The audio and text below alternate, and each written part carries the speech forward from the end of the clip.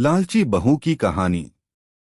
एक बार की बात है, एक छोटे से शहर में एक परिवार रहता था जिसमें रमेश और उसकी मां बेहद खुशी से जीवन व्यतीत कर रहे थे। रमेश ऑटो चलाता था और उससे जो भी आमदनी होती थी, मां बेटा खुशी खुशी उससे गुजारा करते थे। एक दिन उसकी मौसी रमेश के घर आई। उसने रमेश की मां से रमेश की शादी के बारे में बात की, जिसे सुनकर मां बहुत खुश हो गईं। अब रमेश के लिए एक अच्छी लड़की की तलाश शुरू होती है। कुछ ही दिनों में रमेश की मौसी को रूपा नाम की एक लड़की मिली, जो देखने में बेहद खूबसूरत थी। रमेश को भी रूपा बहुत पसंद आई और दोनों ने शादी कर ली। शादी के बाद कुछ दिन बेहद खुशी से बीते, लेकिन रमेश और उसकी मां को रूपा के बारे में यह नहीं पता था कि रूपा कितनी लालची लड़की है। रूपा ने शादी के कुछ दिनों बाद ही अपने रंग दिखाना शुरू कर दिया था। वह महीने में कई बार किटी पार्टी जैसे सोमराह में जाने लगी, जिसके लिए रूपा हर पार्टी में नए कपड़े और कीमती जेवर पहनती थीं। जब रूपा के नए गहने और कपड़े खत्म हो जाते थे, तब रूपा अपने पति की कमाई से नए कपड़े और गहने खरीद लेती थी, जिससे रमेश के घर में झगड़ा शुरू हो गया था। कई बार ऐसा होता कि महीने का राशन लाने के लिए जो भी पैसे होते थे, उन पैसों से रूपा अपने लिए कपड़े और गहने खरीद लेती थी। एक दिन रमेश ने कहा, रूपा, अपने नए कपड़े और गहने खरीदने में इतना पैसा बर्बाद करने का क्या फायदा है? आपको सोचना चाहिए कि आपके पति की इतनी कमाई नहीं है कि आप एक महीने में 10 बार किटी पार्टी में जाने के लिए नए नए आभूषण खरीद कर खर्च कर सकें।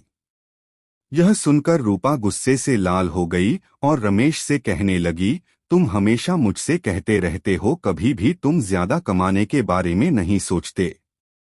यदि तुम ज्यादा ऑटो रिक्शा चलाते तो ज्यादा कमाई होती और आज मैं आराम से नए नए कपड़े पहन सकती।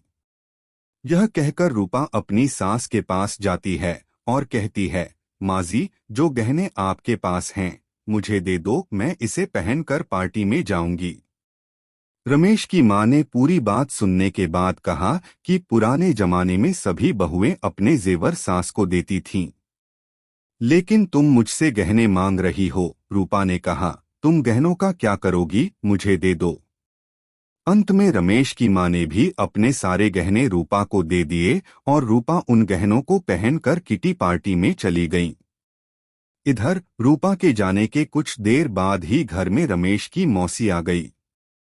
उसने रमेश की मां से रूपा के बारे में पूछा तो मां ने रूपा के बारे में सारी बातें बताईं। यह सुनकर मौसी ने रूपा को सबक सिखाने की सोची। रूपा की सास भी इस खेल में शामिल हो गईं। रमेश की चाची घर का सारा राशन और सामान अपने घर ले गईं और थोड़ी देर में अपने सारे गहने और नए कपड़े ले आईं। गहने और कपड़े लाकर उन चीजों को घर की अलमारी में और कुछ को रसोई में रख दिया और अपने घर जाने लगी। जाते समय रूपा की सास से कहा कि जब रूपा घर आएगी तो यह जेवर देखकर वह तुमसे कुछ पूछेगी, तुम उसका अच्छे से उत्तर देना। उसके कुछ ही समय बाद रूपा किटी पार्टी से घर आई और अपनी अलमारी में सभी नए गहने देखकर बहुत खुश हुई। लेकिन शाम को जब रूपा रसोई में खाना बनाने गई तो उन्हें फिर से राशन के डिब्बे में नए गहने मिले, जिसे पाके रूपा की खुशी का कोई ठिकाना नहीं था।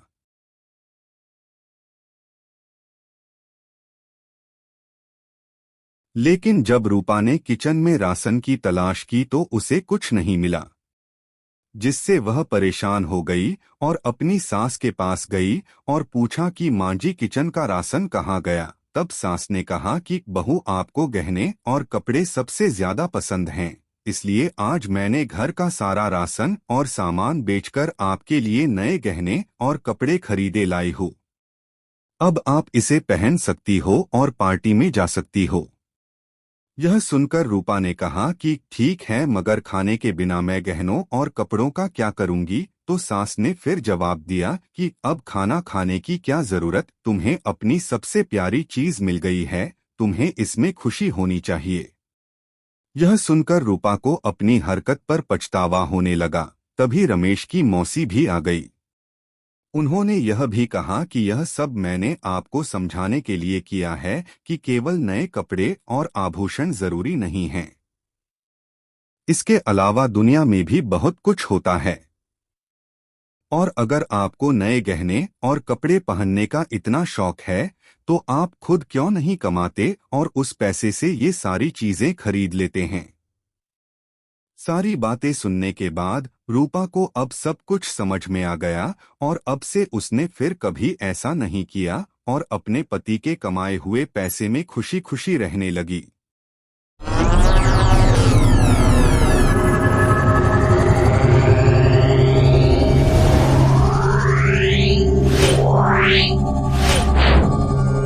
Yeah.